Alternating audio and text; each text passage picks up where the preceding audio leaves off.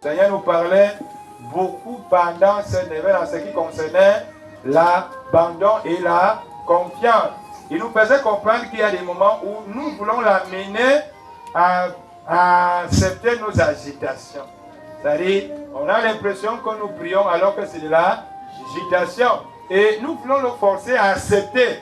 C'est-à-dire, on fait, dès qu'on a fini l'agitation, Seigneur, toi, tu sais que j'ai prié, non? À la fin, nous prions, nous demandons quoi? Nous demandons toujours parfois des choses qui sont contre sa volonté. Et nous voulons à tout prix, à tous les prix, qu'il puisse les réaliser. Et même s'il doit réaliser, il ne devrait pas réaliser comme nous le voulons. J'ai suivi une personne qui a témoigné que le plus souvent, qu'est-ce qui nous manque? C'est la patience. C'est-à-dire tellement que nous voulons ce que nous voulons.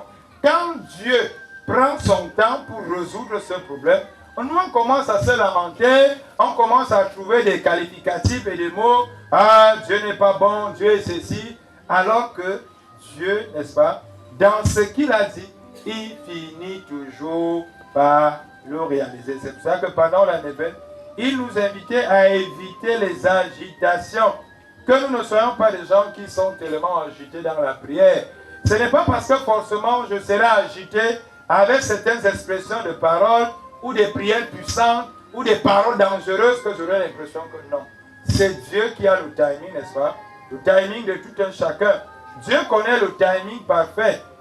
Il sait ce qu'il a prévu pour toi, il sait ce qu'il a prévu pour moi. C'est pour cela que toutes ces paroles que nous avons reçues pendant les 9 jours, pour ceux qui méditaient profondément devaient ressentir quelque chose. Dieu nous interpellait à avoir quoi? La patience. La patience. Il suffit simplement de s'abandonner totalement à lui. Il avait un petit mot qui nous sortait. Le mot était quoi? Le mot était quoi? C'est à toi d'y penser. C'est-à-dire, lorsqu'on a l'impression qu'il y a une difficulté, je dois m'arrêter et dire à Dieu, c'est à toi. Pourquoi c'est à lui d'y penser? Parce que ta pensée peut s'arrêter. Et si déjà il nous a dit que notre pensée n'est pas sa pensée, et que maintenant vous vivez des moments difficiles, des moments compliqués, des moments que vous ne pouvez pas expliquer, dites simplement à Dieu, c'est à toi d'y penser. Parce que le plus souvent, avec notre pensée, on s'égare. Avec le fait qu'on veut tellement résoudre à tout prix et à tous les prix un problème, on s'égare. Les paroles nous faisaient comprendre, Dieu, voilà j'ai déjà essayé. Dieu, voilà j'ai déjà fait. Dieu, voilà j'ai déjà tout fait. Mais ici là, c'est à toi d'y penser. Parce que moi je ne connais pas ton projet. On dit là pour nous les projets de paix, les projets de bonheur et non de malheur. On ne connaît pas exactement quel type de projet de paix que Dieu a pour moi. J'ai l'impression de rechercher ma paix, qui n'est pas forcément la paix que Dieu lui veut. S'il a pour moi les projets de bonheur, j'aurai l'impression de rechercher un bonheur qui n'est pas forcément le bonheur que Dieu lui voulait. Et si c'est même ce bonheur, Dieu a sa manière, n'est-ce pas, de nous conduire vers ce bonheur-là. Tout à l'heure, on parlait du peuple d'Israël. Regardez la démarche du peuple d'Israël pour se retrouver à la terre promise.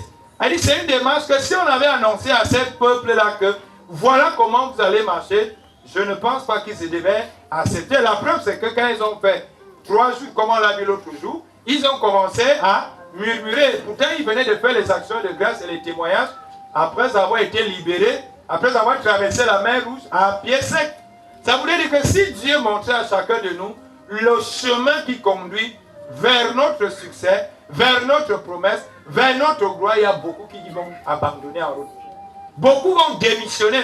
Voilà pourquoi ils préfèrent souvent nous montrer simplement l'arrivée, mais le départ, le milieu, il ne te montre pas. Parce qu'il sait que s'il montrait à tout ce peuple, la preuve, ce n'est pas tout le monde qui a pris à la terre promise, certains ont douté. Certains ont cru, ils ont pensé que Dieu les avait oubliés comme chacun d'entre nous ici. Dieu ne peut pas dire, je suis venu te libérer, je suis venu te faire sortir d'Égypte pour t'amener dans un lieu où coule le lait et le miel et penser que chemin faisant, il va t'abandonner. Mais c'est là où chacun de nous tombe souvent. Chacun de nous tombe parce que c'est-à-dire que ici là je comprends vraiment que Dieu n'est plus avec moi et on commence à voir tout type de pensées. Et le plus souvent, ce sont des pensées négatives. Des pensées de découragement. Les pensées de peur, parce qu'on se dit qu'ici, là, tout est fini. Qui t'a dit que tout est fini? Et même dans le désert, tout à l'heure, beaucoup témoignaient. Quel est le miracle que Dieu n'accomplit pas étant même dans le désert? Il a fait tomber du ciel la manne pour que les gens puissent manger. Quand ils ont eu soif, il a demandé à Moïse d'aller frapper le rocher. L'eau a jailli, ils ont bu. Ça veut dire même dans les moments difficiles, Dieu réussit toujours à nous montrer sa présence.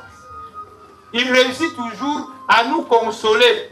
Il réussit toujours à nous reconforter pour qu'on ne se décourage pas. Il sait très bien qu'on a besoin de consolation et de réconfort. Quelqu'un qui n'est pas consolé et réconforté tombe facilement. C'est pour cela que Jésus lui-même, dans son chemin de Golgotha, il a la consolation des femmes. Il a la consolation de Joseph d'Arimathie. Ça veut dire Dieu sait que s'il ne vient pas nous consoler dans les épreuves, nous n'allons pas arriver. C'est pour cela que vous allez voir, vous portez une épreuve, un matin, un soir, un ange apparaît, quelqu'un apparaît pour vous aider, pour vous consoler, pour vous reconforter, afin que vous puissiez retrouver la force pour continuer. Jésus lui-même, comme tout à l'heure, je parlais de Gethsemane, il est consolé par un ange. L'ange qui lui permet d'avoir encore une force afin de continuer le combat. Donc, à chaque fois que nous pouvons avoir des situations dites même compliquées dans notre vie, et que cela viendrait de Dieu qui nous a promis quelque chose, il faudrait savoir que dans ces moments-là, Dieu envoie toujours quelqu'un nous consoler. Dieu envoie toujours quelqu'un nous réconforter. Dieu envoie toujours quelqu'un nous redonner espoir. Même quand tu as l'impression que tout ne donne pas, tu n'as pas le travail, tu n'as pas ceci, il y a toujours quelqu'un qui sort de nulle part et commence encore à te donner quoi? Espoir. Il y a un matin, une nuit, tu as mal dormi. Quand tu te réveilles le matin, c'est comme si on a mis la personne là devant toi. Elle commence à te donner les paroles de réconfort. Tu prends le taxi, tu ne connais même pas la personne commence à t'évangéliser. C'est-à-dire, la personne te donne les mots. C'est comme si elle a dormi avec toi la nuit. C'est Dieu qui envoie quelqu'un pour venir te réconforter par rapport à la situation. Pour venir te dire, mon enfant, ne perds pas espoir. Ce que moi j'ai dit là, je tiens à cela, ça va arriver. C'est pour cela qu'aujourd'hui, je t'envoie telle personne te réconforter. Et quand il sent que c'est un problème d'argent, il envoie la personne et la personne te avec l'argent après disparaît. Juste pour te réconforter. Le moment n'est pas encore arrivé. Donc, notre Dieu, lui, il tient toujours à sa promesse. Vivre, avoir confiance, comme on l'a dit, c'est totalement s'abandonner. Nous devons nous abandonner.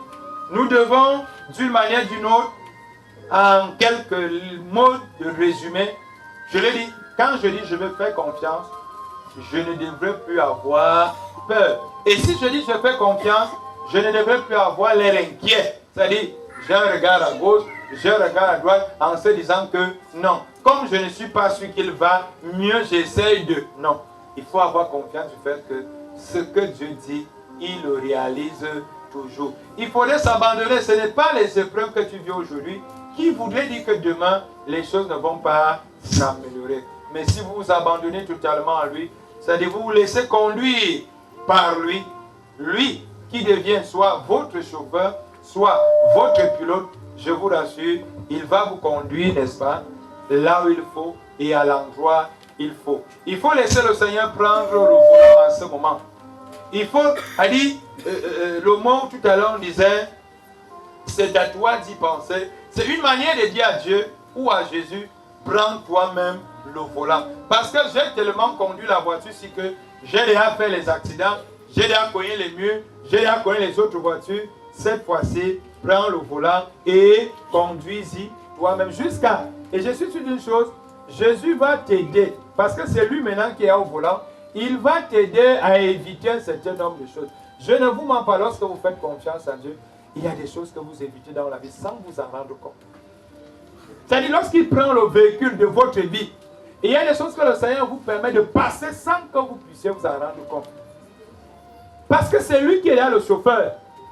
Il dit, vous venez là, vous entrez, vous dormez, parce que vous êtes sûr d'une chose, que celui qui a le volant ne peut pas vous amener à faire un accident. Et si vous arrivez même de faire l'accident, il ne pourra pas vous laisser. Il va vous amener à sortir et indemne de cet accident. Laissons le Seigneur conduire notre véhicule. Évitons de discuter le volant avec lui. Parce que c'est à force de discuter le volant avec lui qui crée tous ces problèmes que nous avons. Un matin, c'est lui qui conduit. Le soir, toi, tu reprends le volant. Et parfois, lui va aller à gauche, toi, tu ramènes à droite. Et à la fin, la voiture est sur place. Parce que tu ne veux pas te laisser conduire par Dieu. Parce que la route que Dieu te prend là, elle a l'air dangereuse. Elle a l'air mauvaise. Mais c'est derrière ces routes que tu trouveras quoi? Ton bonheur. Toi, tu veux la route qui donne l'impression d'être parfaite. Toi, tu veux la route qui donne l'impression d'être bitumée.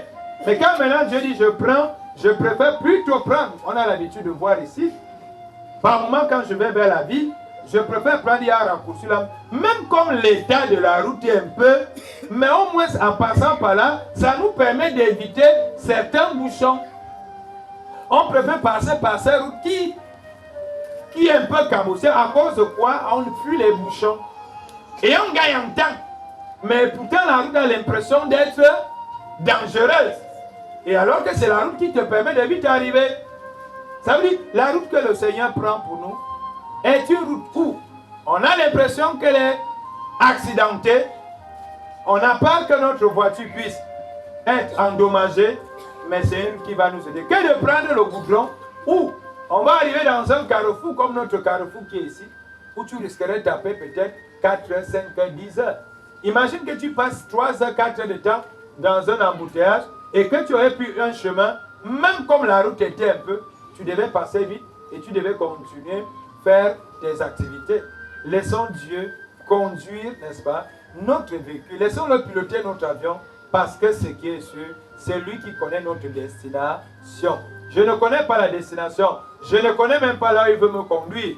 Que je le laisse me conduire et je te rassure, le jour que vous allez atterrir ou le jour que vous allez arriver, tu seras étonné et tu seras surpris. Il faudrait donc nous abandonner totalement. On a vu également l'autre jour. Le Seigneur dit, il nous a humiliés. Il a fait telle chose. Il a laissé certaines épreuves. C'était pour voir le fond de notre cœur. Ça veut dire également certaines choses qui peuvent t'arriver dans la vie. Dieu sonde ton cœur. Dieu veut voir ton cœur. C'est ça que je disais à certains tout à l'heure. Le tout n'est pas le témoignage qu'on a, mais c'est qu'on devrait continuer. Il faudrait que notre cœur soit un cœur qui ressemble à peu près approximativement à Dieu ou à Jésus. Je l'enseignais mercredi passé. Lorsque nous venons devant la face de Dieu et lorsque nous ressortons de là, comment on se comporte?